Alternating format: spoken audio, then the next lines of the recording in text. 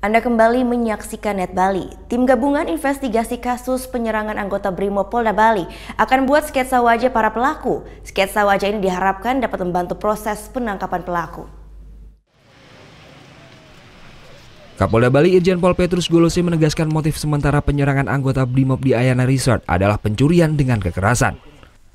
Untuk membantu proses pengejaran pelaku, tim investigasi akan membuat sketsa wajah pelaku. Pembuatan sketsa wajah ini berdasarkan keterangan dari korban Brigadir Bagus Suwarna serta 5 saksi yang sudah diperiksa. Pihaknya juga sangat berhati-hati dalam mengungkap kasus ini. Saat ini perkiraan jumlah dan ciri-ciri pelaku masih dalam analisa tim investigasi. Dari proses induksi mulai dari tempat kejadian perkara, kita bisa keluar untuk melakukan proses pengejaran kepada para pelaku. Motifnya, jadi saya sudah katakan tadi, adalah pencurian dengan kekerasan. Wisatawan apa orang lokal, Pak?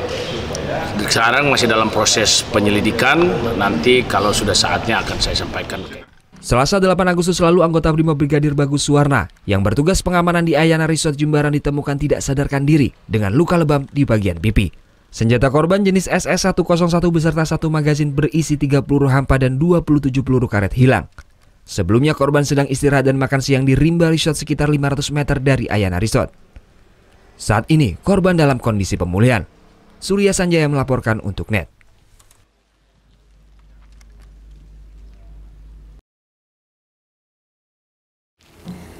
Udah selesai kan nontonnya? Nah, jadi jangan lupa buat like, komen, dan subscribe ya.